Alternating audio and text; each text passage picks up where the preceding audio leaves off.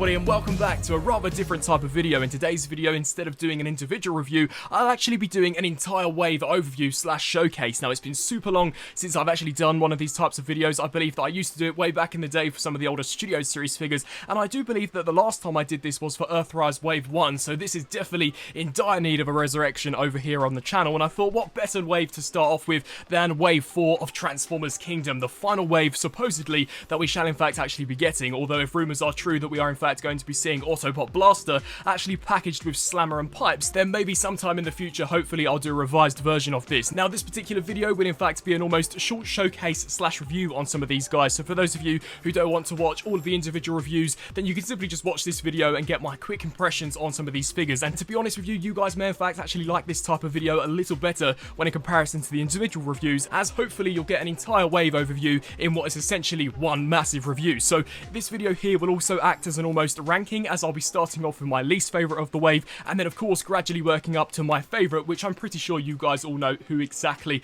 that is. But nevertheless, kicking things off, we shall start off with my least favourite out of the wave, and it is the Kingdom Deluxe Class Shadow Panther. Now, not to take anything away from this release, I said in my review that I actually thought it was a very well done repaint, and I still do believe that. I think that in regards to repaints, this has actually turned out really nicely, but when in comparison to some of the other whoppers that we actually got here, this is probably the most lackluster, just considering that there really isn't a heck of a lot actually going on new here. Now, you can see, of course, we've got a brand new head sculpt with this, which looks fantastic. This is indeed the mutant mask. I do wish still, however, that they did give us the flippable mask gimmick in order to show the black cheetah sculpt, but that's neither here or there. It is what it is, and the sculpt that we actually get isn't too bad at all. You can see these super awesome jagged teeth shooting off to the sides, and when in comparison to Cheetah, it definitely is a nemesis version of that guy. It looks super cool. You can see that we do unfortunately get the same tail whip. Personally, I would have loved to have actually gotten a recolored version of Tigertron's gut gun packaged with this guy, but nevertheless, you can see some really nice looking details, especially where that silver paint is concerned, even here for the shins of the figure. And as we just turn our attention here to the back of this guy, you can see all of this has been cast in that very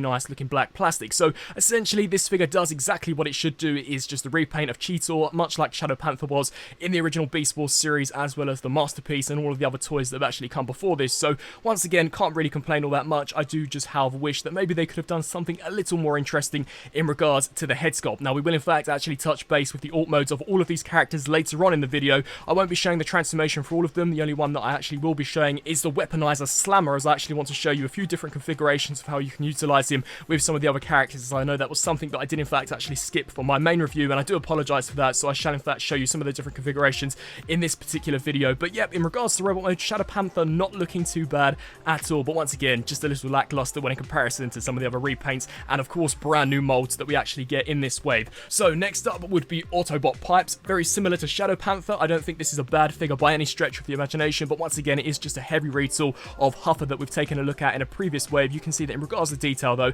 Hasbro and Takara absolutely knocked it out of the park. I think some of the elements that they retooled are absolutely fantastic and really are areas that they didn't have to do, as of course they could have just given us a simple repaint of Huffer with a reused run-amok or runabout sculpt, but the fact that they actually went the extra mile to give us a brand new torso, brand new crutch plate, as well as brand new arms and of course wheels and a head sculpt and this brand new reversible backpack really does go to show that they did care a lot about this character. I do know, however, that they have in fact actually retooled this or repainted it into, I believe it's either Puffer or it could in fact be Road Ranger. Review coming very shortly over on the channel, so be sure to stay tuned for that. But definitely a very solid deluxe. Of course, this guy was a mini bot in the show, so he's on the slightly smaller side, but excellent attention to detail. You can see where the paint apps are concerned here for this back piece. I think that looks fantastic. The face sculpt looks excellent. The torso looks fantastic, as so does the white plastic that they decided to actually cast the arms in. And we do in fact get a pair of Pipes arm blasters, which look really terrific. You can see completely decked out there in metallic silver.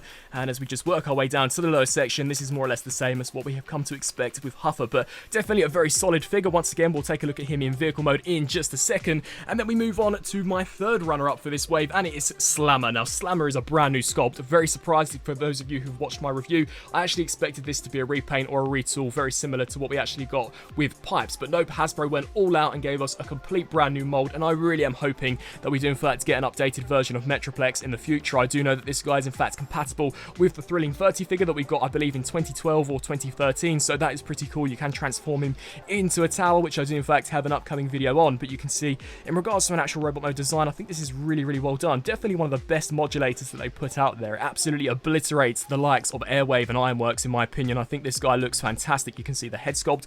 Whilst not my preferred look for this guy, I do wish they went for something slightly more original. It does look rather generic and drone-like, but I still don't think it looks too bad. It would have been really awesome if we could have got a very wacky looking sculpt, but other than that, you can see some nice looking paintwork. I think the torso looks fantastic, really nice metallic silver highlights here for the treads, very nice details going on for the shoulders. Once again, it would have been awesome if we could have actually gotten fully articulated wrists, but you can see the leg design looking cool, and of course we've got this massive cannon attached here on to the side of the arm, which looks fantastic. Once again, be sure to check out the individual review if you want a more in-depth look at this guy, as well as any of the other figures that I showcased in this video. So if you want to see the in-depth transformations or the in-depth articulation, then definitely check out some of those other videos. But actually getting down to the weaponizer aspect of this guy, truth be told, this is actually one of the least weaponizable figures, if that's even a word, that you actually get out of the War for Cybertron line. There really isn't a heck of a lot that you can do with this guy, at least that I've found, but nevertheless, you just want to detach these sections. I know an area which many people were actually rather intrigued about was whether or not you can create a chainsaw, and yes, you absolutely can. So the treads do in fact detach here from this section.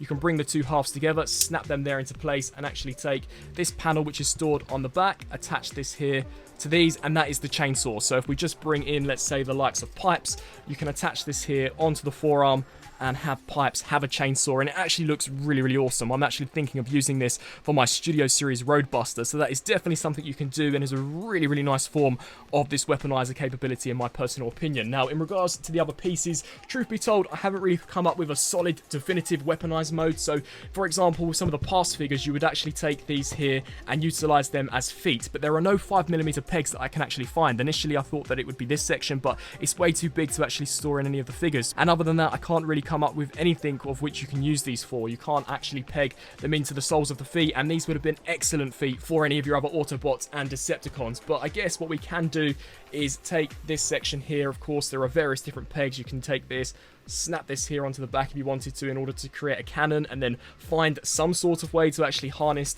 or attach this onto the side of the figure. Once again, these modulators really are up to your own personal preference, but I just really wanted to show you that yes, it is indeed completely a thing that you can do in regards to actually having this as a chainsaw, and that looked super, super awesome. And then we turn to the runner-up. Now, it is, of course, none other than Waspinator, as Tigertron has definitely smashed the top spot, as that is indeed one of my favourite Kingdom figures that we've taken a look at so far. But very quickly going over Waspinator, a fantastic update on one of the best characters. Now, sadly, he never actually appeared in the War for Cybertron show. For better or for worse, maybe they would have absolutely butchered this character if he would have appeared. I doubt that he would have had as good of a voice actor as we got from the original series, so in some regards, it is probably best that we merely just got a figure of him. But what a figure. You can see in regards to the face sculpt, that looks fantastic. We've got that super awesome purple light piping, which really brings this guy to life, and the attention to detail where those eyes are concerned, as well as, of course, here for the teeth, is just super, super awesome. I do believe that many of you were very kindly to actually inform me that these eyes are in fact called compound eyes, so that is really cool. You can see the compound eye texture going on here for the actual wasp head.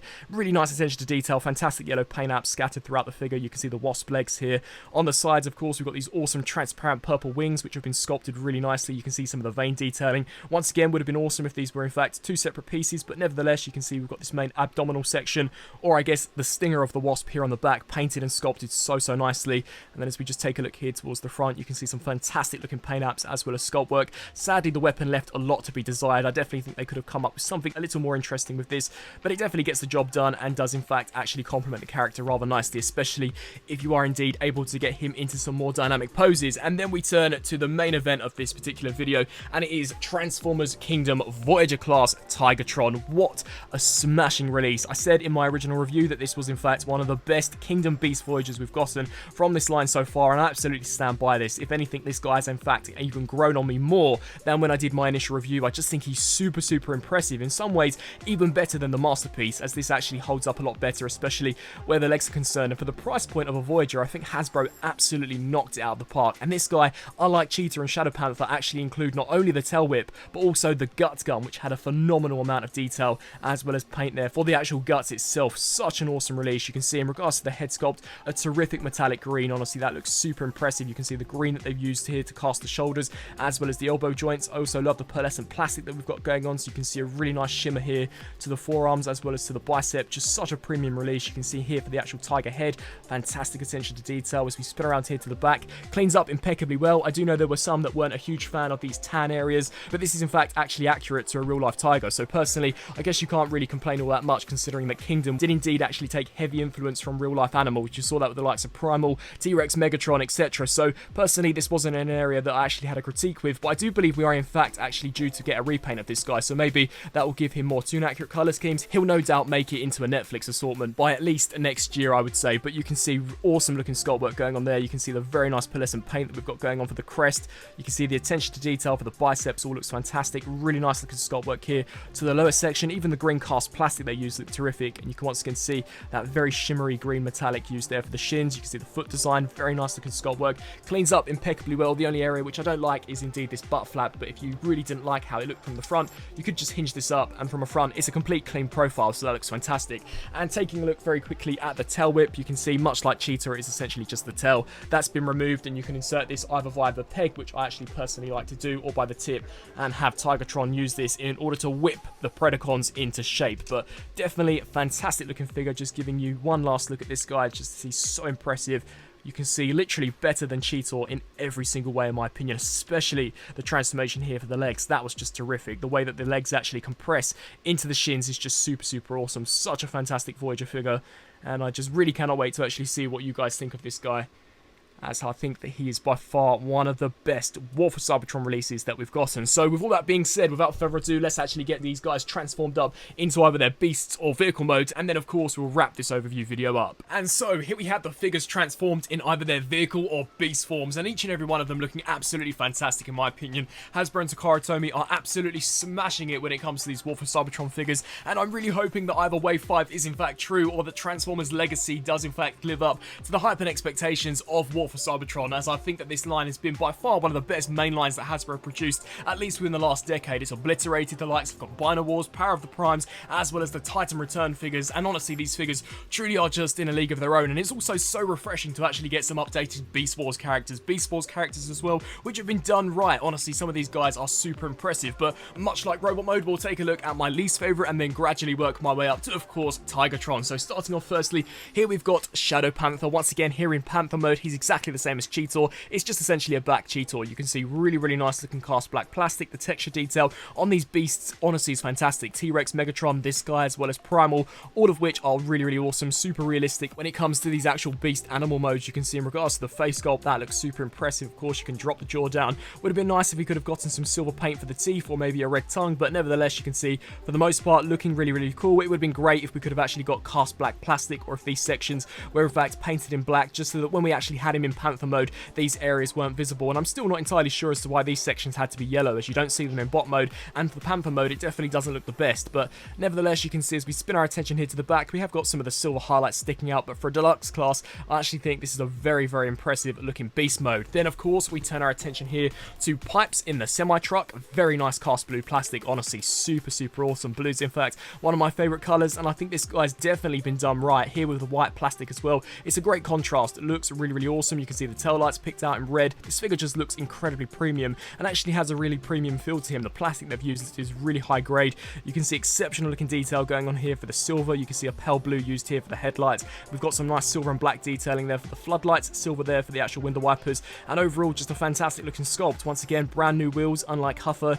You can see as we just flip here to the underside, it cleans up pretty nicely. Of course, there is still that really weird angle that the vehicle mode does decide to sit at, but other than that, I think this is a very impressive looking semi-truck. And if you've got Earthrise Prime, of course, you can slap the trailer there on the back in order to recreate where Huffer does in fact actually pull it, or in this instance, of course, pipes. Setting him here off to the side and taking a look at Slammer in the tank mode, you can see once again very impressive amount of detail as well as paint, especially where those treads are concerned. The blacks all turned out really nicely as well, as all of this is in fact painted, and you can see the huge cannon that we've got going on here at the top with that massive silver barrel. Fantastic looking sculpt work, really nice white plastic used here for this actual turret section.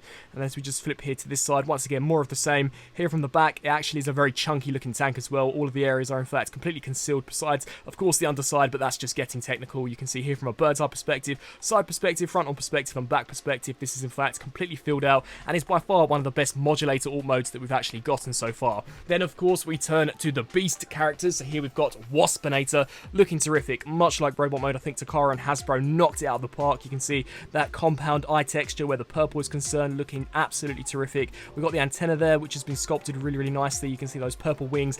And overall, for a deluxe class, I actually think the Wasp mode is pretty convincing and actually pretty awesome looking. Now, of course, there are some ugly areas, such as the hands here, and of course, the legs don't look the best, but honestly, when in comparison to what we could have gotten, I actually think this has turned out really, really nicely. It would have once again just been awesome if they could have actually done something a little better when it comes to the sting weapon that we'll use for robot mode, but the actual insect legs I think look really, really nice. And overall, in regards to a Wasp mode, definitely very, very awesome. It looks great alongside some of the other Predacons. You can see those super menacing mandibles there, which are indeed actually articulated. And then, of course, wrapping things up, here we've got Tigertron, actually looking fantastic. Honestly, for a Voyager, this figure is awesome, especially here in Beast mode. You can see in regards to paint apps, really, really terrific looking. Now, of course, as mentioned in bot mode, I do know that not many of you are a fan of the actual tan color that they decided to use, but this is in fact authentic to what you would expect from a real life tiger, so I can't really complain all that much in regards to that. And considering that we'll no doubt see a Netflix version, I'm pretty certain that will in fact fix some of the issues that some collectors may have with this particular color. But you can see great attention to detail, especially where the eyes are concerned. Very, very nice looking paint apps going on for the eyes. You can in fact actually drop down the jaw to reveal some excellent teeth and tongue detailing. Much like Shadow Panther, it would have been great if we could have gotten some silver teeth and a red tongue, but that is just a minor critique. As we flip here to the belly, unlike Cheetor, it actually cleans up super nicely, so no hollowness. You can see very nice looking stripe paintwork, as well as fantastic skin texture detail. Even here from a side, you can see actually cleans up impeccably well. And as we turn here to the back, of course there's some robot mode junk, but honestly I think that's just a minor critique for what is overall a fantastic looking beast mode. And you can indeed actually bring the gut gun in, and if you wish to weaponize Tigertron in beast form, you can peg it here onto the underside. But personally, this was never really a look that I was a massive fan of. But overall, definitely one of the highlights, not only out of this fourth wave, but out of the entire War for Cybertron trilogy in my opinion. I think this guy is absolutely smashing. Would highly recommend him to any Beast Wars or mainline Transformers collector. And so, there was my Transformers Kingdom Wave 4/5 overview. I really hope that you enjoyed this video. I'd love to know down in the comment section below on whether or not you guys would like me to actually do these types of videos for future waves on the Studio Series or the War for Cybertron trilogy. Sadly, this is supposedly the final wave, so I won't really be doing any more on the War for Cybertron line, but for Studio Series, definitely. So be sure to let me know on what you think of this type of video. How can I improve upon it, or is it something that I should just completely abolish, and should I indeed just stick to the individual reviews? I'd love to know down in the comment section below on what you guys thought of this video, as well as the ranking, as of course I also did in fact rank these from worst to best, starting off with Shadow Panther, Pipes, Slammer, Waspinator, and then of course finally wrapping up with the highlight out the wave, Kingdom Voyager Tigertron. I've also got incredibly in-depth individual reviews on each of these guys, so for those of you who wish to see the actual transformations, the figure in more detail, as well as discussed about more with a ton of comparisons, definitely be sure to check out the individual videos. And until my next review, I'll see you then. Thanks for watching.